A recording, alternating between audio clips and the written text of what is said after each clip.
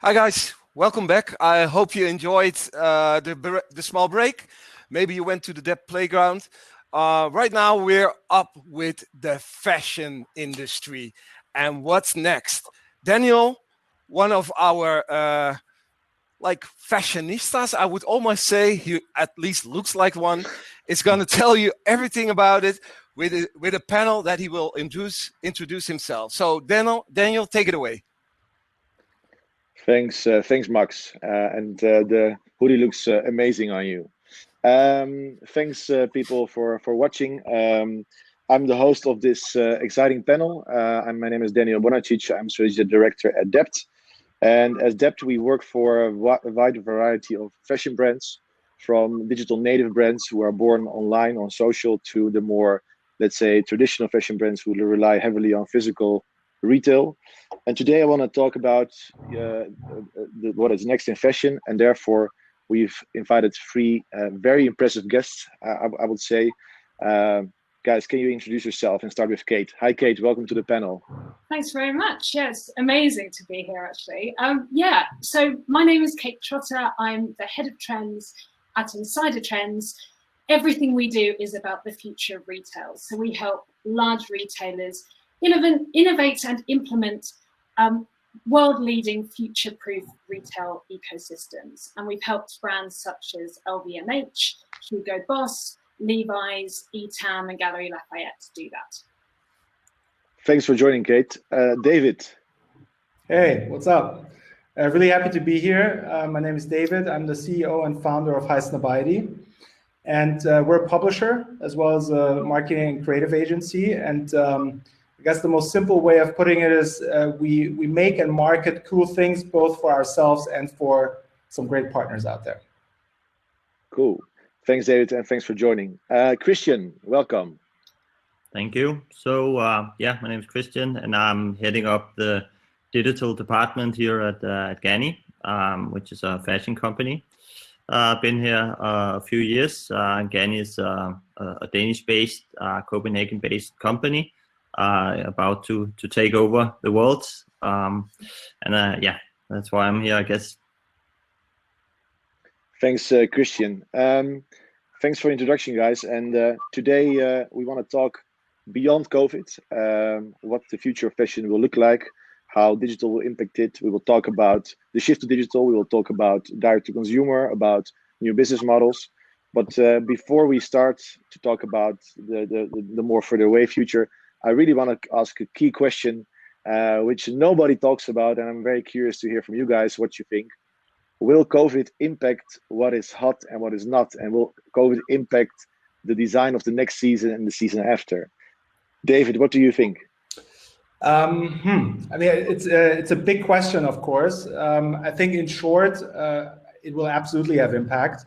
I think, it impacts everybody in so many different ways, from not being in the office, spending more time at home, spending more time outdoors. I mean, there are a million things that are going on. I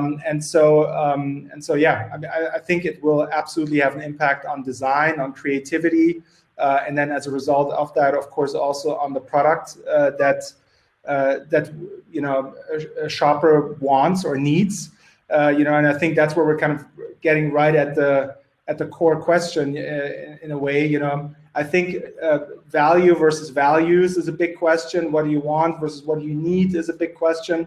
I think what we've seen in some of our research that we've done, kind of at the heart of COVID in April, is that the good thing is there's an optimistic outlook from the consumer. They're in general, they're not locking themselves up. There's no self-destruction happening or anything. They're optimistic towards fashion. They're optimistic towards their future, but it's certainly a bit of a reset and a reboot that's happening, and a bit of a reprioritization of what's truly important to them, and less logos, more quality, more sustainability, more minimal fashion.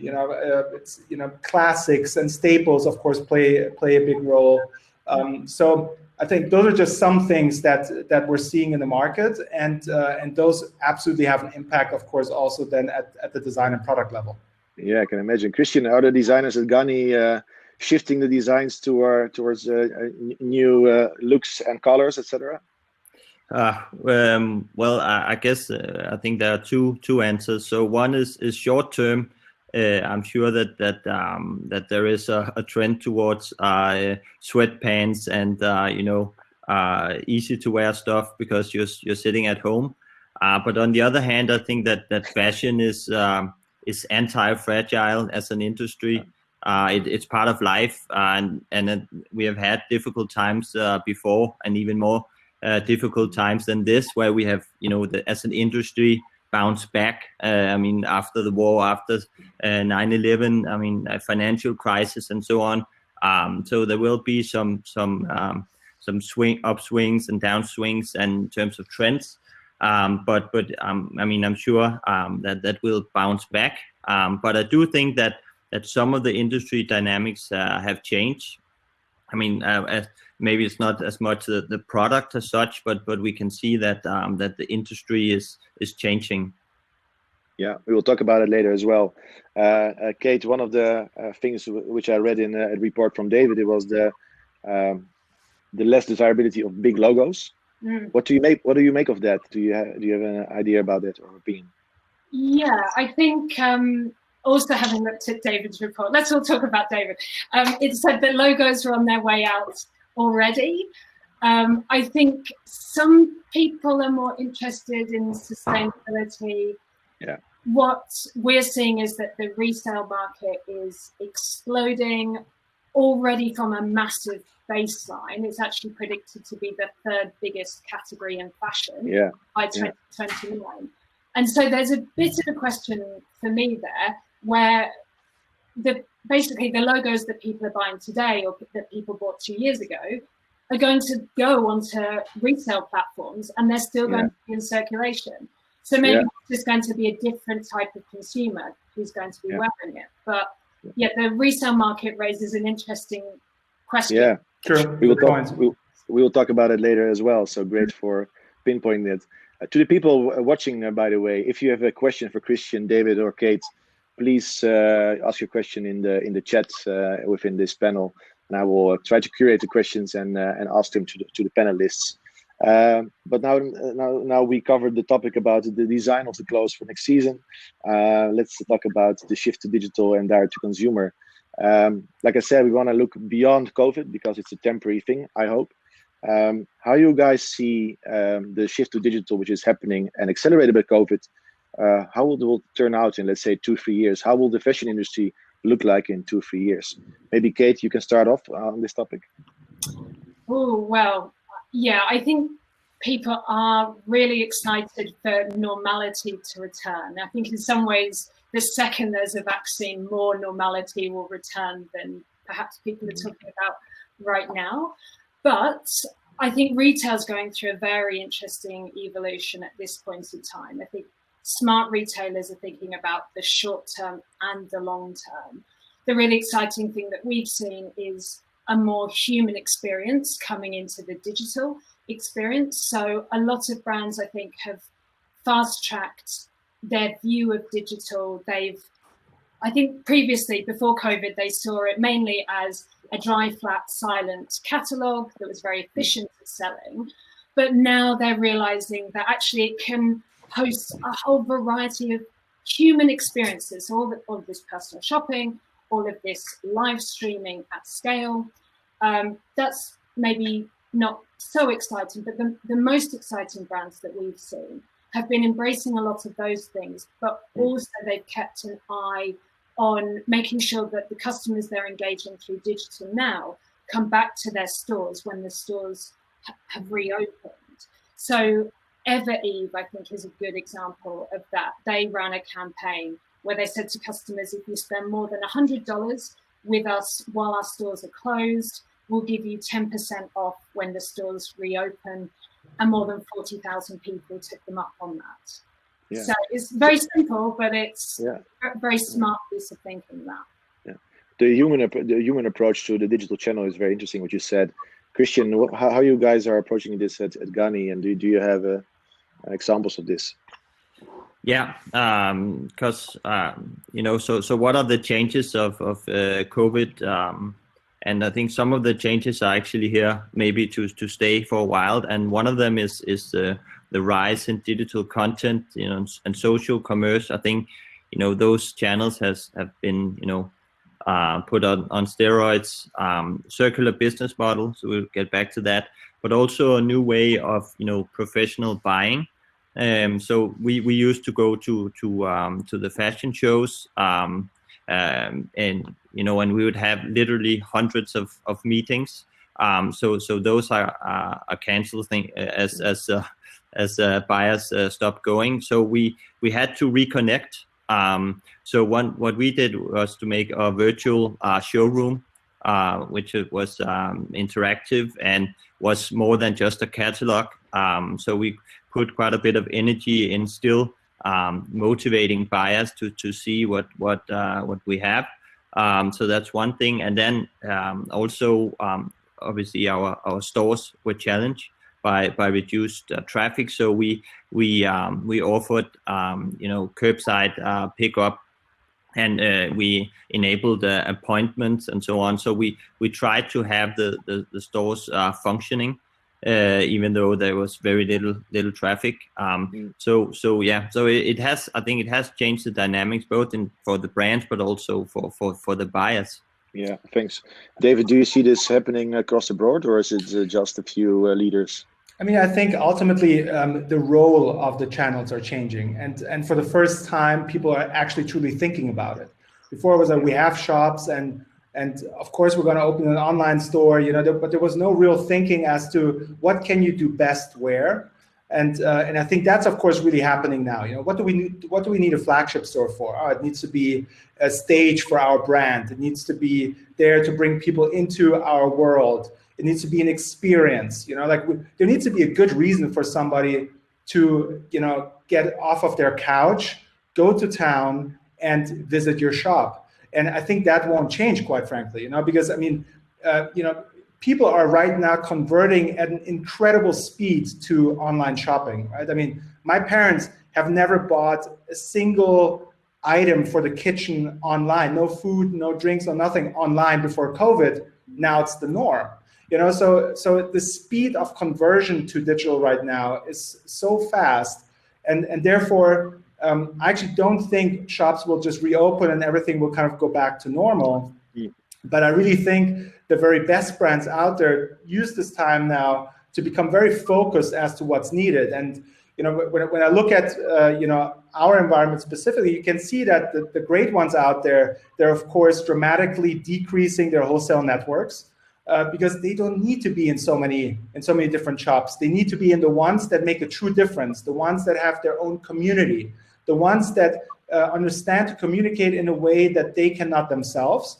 Everything else they can very efficiently do, throughout their own channels. And so I think there are a lot of big shifts happening. And so yeah, I mean the direct to consumer portion of strong brands will dramatically increase. I think over the next few years, the wholesale portion will decrease for the most part. I don't think this, of course, works for every single product and category, but certainly for the fashion space, that will be the case. And short term, that may feel like a loss, but long term, that's really the way to go. I mean, we're ultimately seeing a supercharged digital transformation right now, which would otherwise probably have taken 3 to 5 years. Yeah, and how do you balance as a fashion brand balance between wholesale and direct to consumer? It's a fight. It's a discussion we had a lot with brands we work for, where they always but we have wholesale set out. We have to be careful. How do you balance this in a good way in the current situation? Are you asking me? Maybe so. Go ahead. Okay, okay. Let's say you are. Well, I think the key word is actually balance. Obviously, wholesale is really good, a really good channel because you know what you have in the books in advance. But on the other hand, balanced. If you have e-com, obviously when retail is closed, it's good to have that in the mix. So I really think that's what we're working towards is a healthy balance between all the channels, including marketplaces. And then maybe to build on David's point a little bit, we're trying to break down the silos between the channels and then actually view a city as a micro area to focus on. So never mind the channels, but what's the our footprint or our brand score in a particular city if you look across channels. So because since rent is so high where you want to be, it's really important to understand the dynamics. So if we open up the store, what would that drive of e-com traffic and sales, and what about the following on social and so on? So I think that combination of sales and traffic is important, and then the store has obviously a different function. Since you can use it as a hub for shipping out and so on. Christian, if I may say, I think it's quite interesting because you're of course really looking at it purely from your brand perspective, whereas my lens on the subject is the complete opposite. I mean, and why should the consumer care where you ship from? Why should the consumer care that you have things in your books, so to speak? You know, so I think the consumer lens, quite frankly, is slightly different, of course, on the subject matter. And especially when it comes to wholesale, you know, it's really about, I mean, am I getting a special service that I cannot get when I shop digitally? Can I get special products that I cannot get? You know, I don't know, for example, you mentioned local. You know, I think local is a huge opportunity for brands if they get it right. You know, maybe localized products, localized limited editions that people can pick up in certain cities. Yeah. I think there are a lot of great opportunities there. But ultimately, I think it's probably still going to be a more contained wholesale strategy, I would assume, than what it used to be a few years ago. Yeah. One question which we had in the chat as well, and I have as well, is we were talking about bringing human and experience to digital. That's of course more usual for high-end brands with let's say more vivid brand. Kate, what do you think about comparing this to, let's say, more fast fashion or smaller brands who have less brand equity, who are much more about product and price, etc.? What is your take on that? I still think it works. I think it's a very efficient way of engaging with your customer and also differentiating the brand. The more I think about this, the more I'm thinking that every brand above the budget level really needs to differentiate through their brand, and that really means in terms of how they're connecting and relating to their customers. So the brand needs to, or the product needs to be on point, but apart from that, you have to be doing something different to excite people. So this whole idea of engaging people through digital is key to that. And we've seen some companies who aren't maybe known for their luxury experiences, but we've seen some of them do a live stream for 45 minutes and sell more in that 45 minutes than they might in 2 weeks through one store. And so you obviously can't do that every hour of the day, but it's definitely not just for luxury brands. See this moving towards the ways China is doing it on Taobao, where video shopping is actually the way, becoming the way. Are we going to go towards that direction, or will be somewhere in the middle? What do you think? I don't know.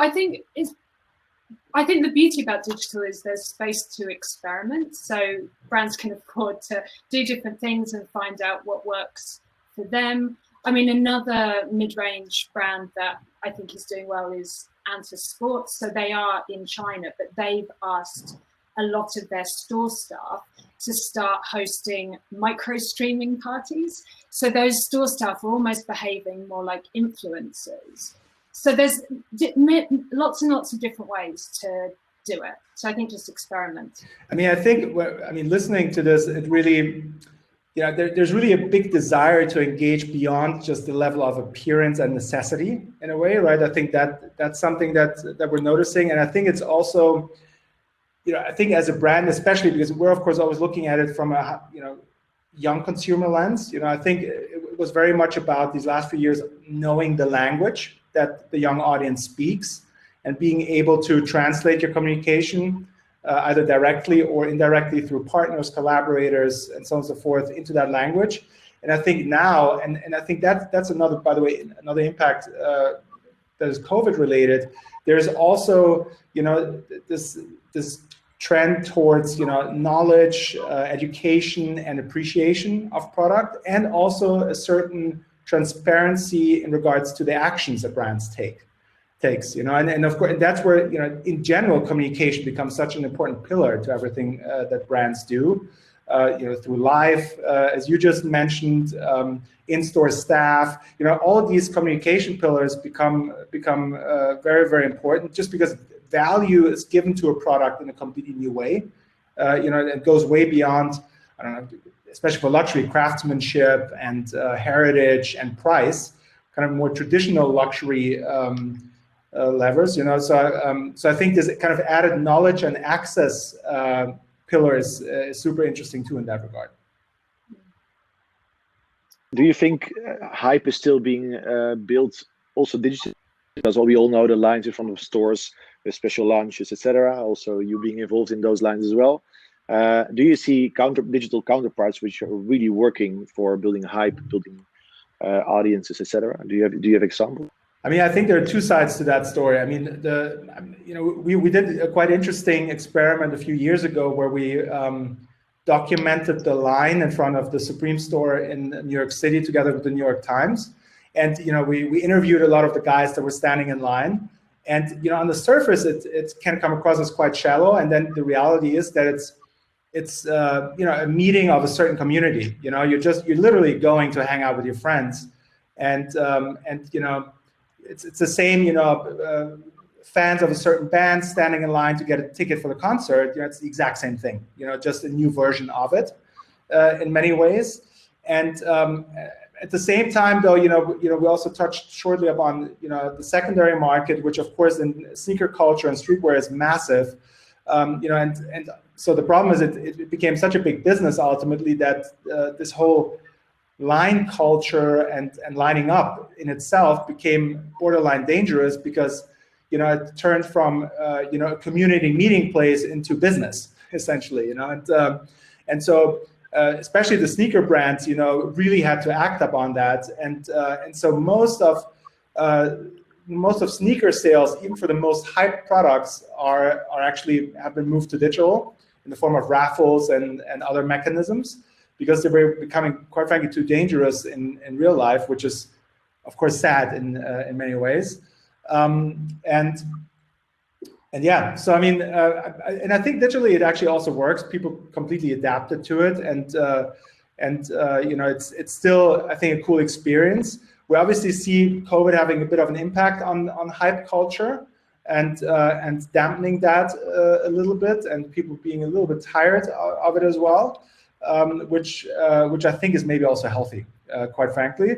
At the same time, we also saw that. I mean, if one thing was completely stable throughout this entire time, was limited edition sneakers. I mean, they sold just as well as before COVID, no lesser demand. Yeah. So on one hand, the people are telling us we're sick of hype, and on the other hand, they are still buying all the hype sneakers. So it's, I don't know. It's interesting. Yeah, it's an interesting picture. Go ahead. Because we just did a collab with Levi's on our Ganni Repeat, which is a rental service, and with the limited number of SKUs, and so again, I think that was the online version of a lot of people lining up, signing up, and it was hugely popular as well. Yeah, so I mean, it's this access pillar, right? I mean, this idea of playing with access, how you give access to people to certain products. I mean, that next to, knowledge, why did you guys work with Levi's instead of just making your own? Like, I think giving them background on why you're doing certain things and why things look the way they look, giving people access to your designer, or, there's this personal attachment that you're building essentially. So I feel like those are really two extremely important, attributes of a modern successful brand in many ways. Yeah. And like Kate pointed out, also I wanted to talk a little bit also about the new business models which come along with shifting to digital as well. At least in other industries, in other industries, digital was a big influencer of new business models as well, and in fashion as well. Kate, you mentioned already the second-hand market.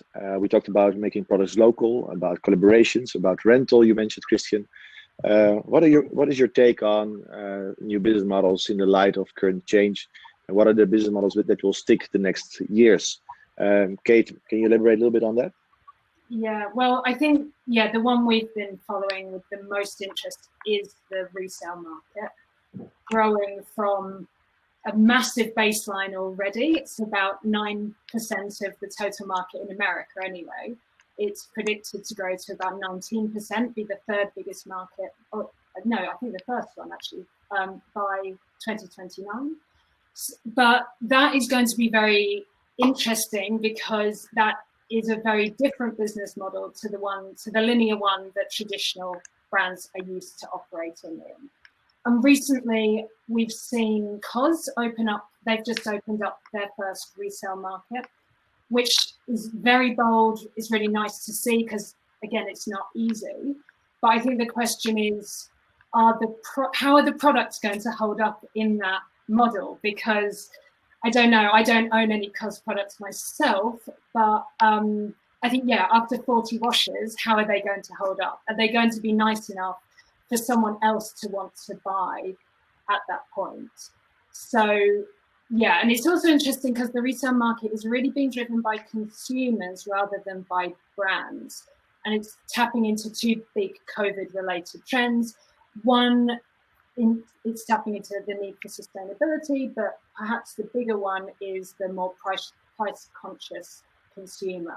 I think it's actually going to grow even faster than it is now. Yeah, thanks, Kate. I can expand more later. Yeah, happy to hear. What is your take on that, David and Christian? Any?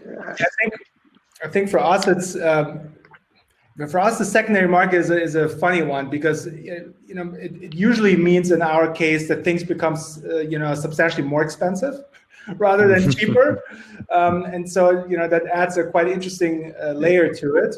But it's a lot about special limited edition product that then gets resold on the secondary market, and so the brands also have very much a mixed opinion about that, because on one hand they're of course happy that their product is generating so much conversation and hype and has a life of its own in many ways. On the other hand, they're realizing, okay, I sold this for $199, but I could have for $499.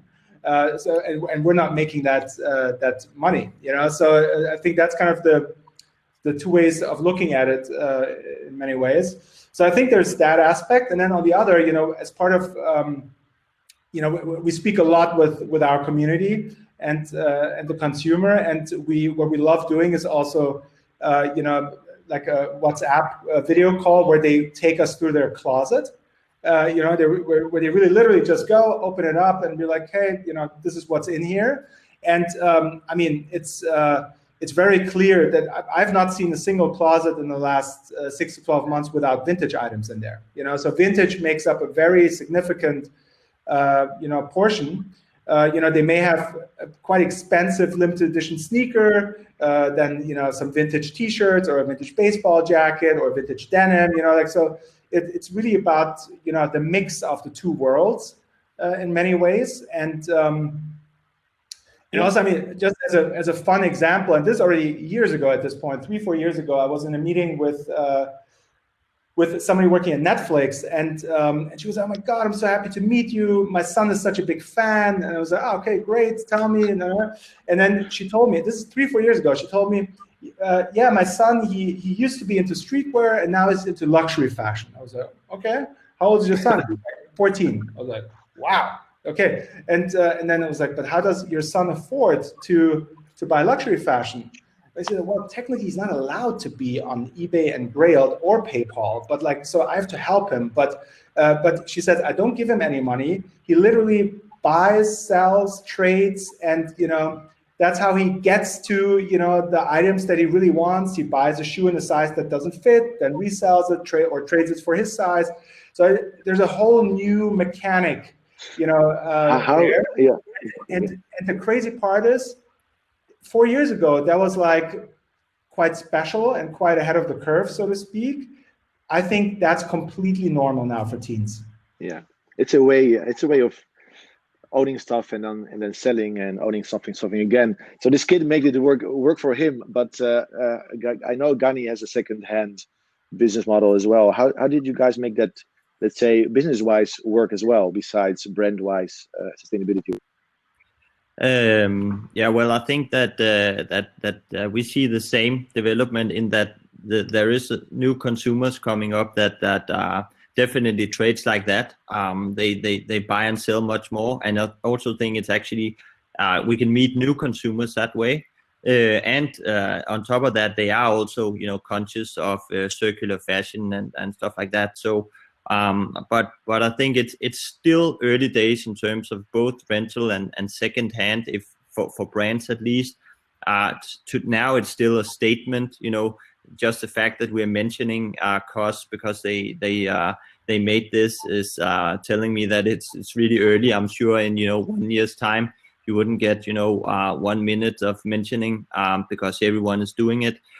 So the tricky part is still to treat it as a core part of your business. So the business model is actually profitable, and you have control over quality and know how to talk to customers if they're disappointed.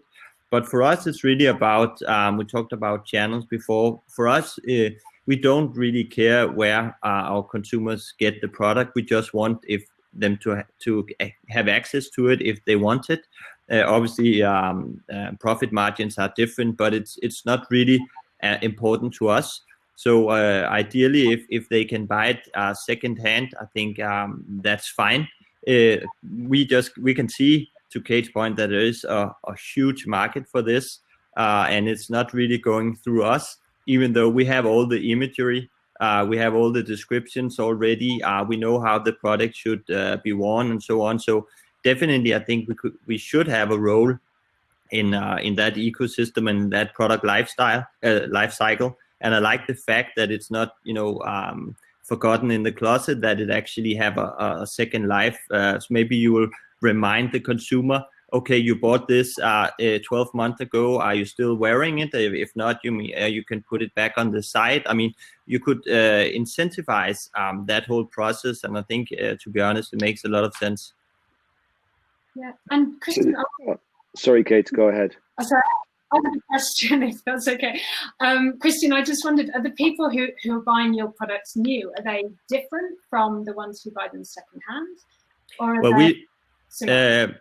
I think that some are similar, but I do think that it is a different consumer who buys it secondhand at a lower price point. But so I don't have the exact numbers on the overlap of that customer base. But as David said, I think, and we do see that this is the way young consumers shop. I mean, it's a lot more normal for them to buy and sell. I mean, I hardly do it, haven't done it, but I'm sure a lot of younger consumers does that all the time. They know exactly the value in its afterlife. Yeah, we are almost. It's almost time for the Q&A, guys. But maybe one more question from my side. With furniture and also with some car brands, products become more expensive than the new ones eventually. Is it something fashion will see happening as well with real vintage special items, or is it something which won't work in fashion as well, like it is with, let's say, an old vintage dressoir, etc.? What is your take on that? Maybe David. No, I mean, it's happening the same way, I think. I mean, certainly in the luxury space, of course, in the sneaker space as well. You have platforms such as the RealReal and others, where products cost multiple times what they cost at retail when they initially came out.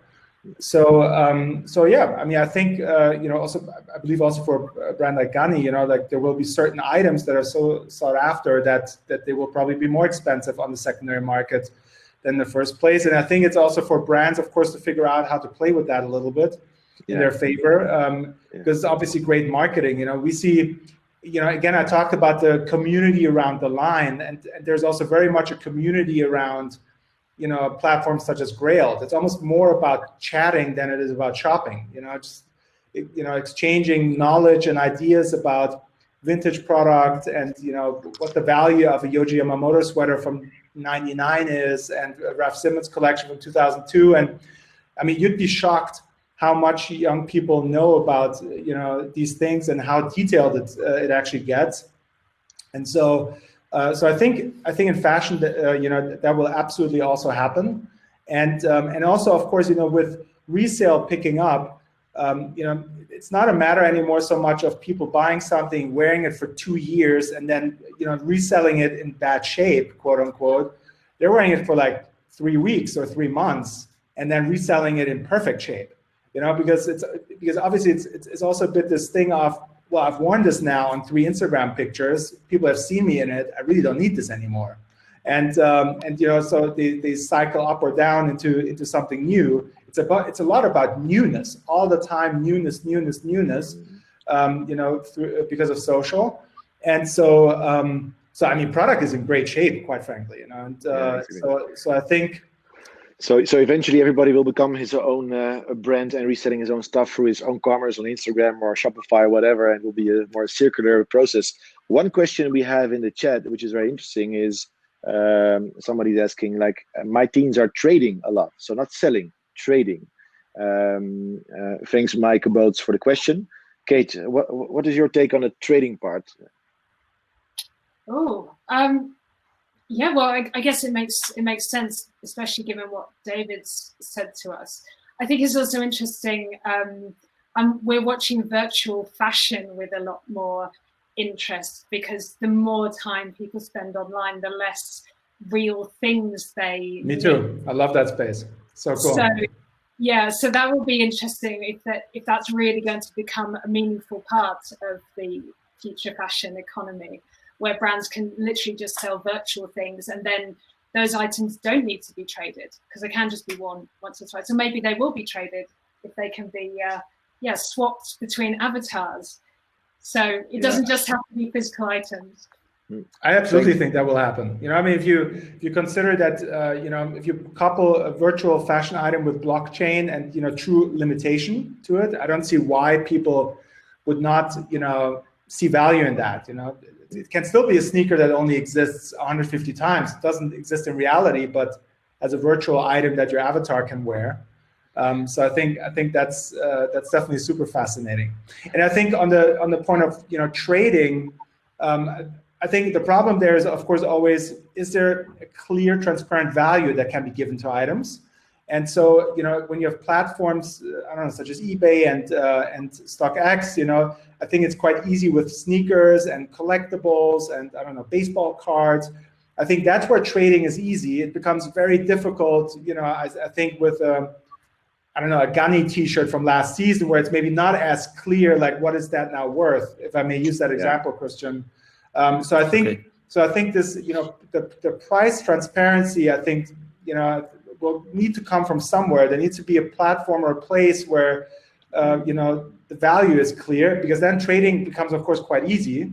But I think with fashion, that part is still a little difficult. Handbags, sneakers, accessories, jewelry, I think watches, I think there it's already quite clear. With fashion in itself, we're maybe still a couple of steps behind. Yeah, I can imagine. Aaron is asking another good question. Do you see brands producing a limited number through the use of pre-registering interest, maybe? So instead of, let's say, waiting in line, pre-registering for. Christian, are you guys looking into this, or what is your take on that? Well, not at the moment, but definitely interesting, because we have a large following, so we could definitely put something out there, and then get pretty close to the actual demand. We usually don't have many problems with waste overproduction, which is just getting buried anywhere. It fortunately doesn't work like that. But actually, I like the idea, and definitely something you could work with in a very structured way. It sounds a little bit like a solution for the for the shrinking wholesale. It's a way of wholesaling. It's a way of kickstarting your project. Do you see that happening in the fashion, David and Kate? Oh, well, I've been watching this for a while. It's not happening quite as quickly as we thought it would. It's hugely exciting. It's a massively efficient business model in that the customer gets a better quality of service. The brands get a much more efficient supply chain. They don't need stores that are as big, so the stores actually cost less. It's a model in which everyone wins. But the businesses that we're seeing do it are really still quite small. Just before Christmas, H&M launched a personalized fashion unit, but that's still the size of a startup, and it doesn't feel like that's going to take over the world tomorrow. Yeah. So it's coming, but it's not just around the corner. But I'm looking forward to when it does. I think I mean, for me at least, the main issue there is, of course, the timing, between the order and the delivery of the product. And that's something, if I remember correctly, in China, they figured it out. So you have platforms that sell hundreds of millions of dollars worth of merchandise that way, because the timing is 5 to 7 days. Yeah. Right. And that's, of course, incredible, right? Because, there it's a question of, can I wait instead of 2 days, 5 days? I think most people would be like, sure, why not? Yeah. Whereas right now it feels more like, is it 2 days or 8 weeks? Which is now I'm going to be into something else in 8 weeks. So that's a risky order. But we did a small test ourselves with that, actually, because we all know, unfortunately, Kobe Bryant passed away earlier this year, and we had a cover story with him a few years back.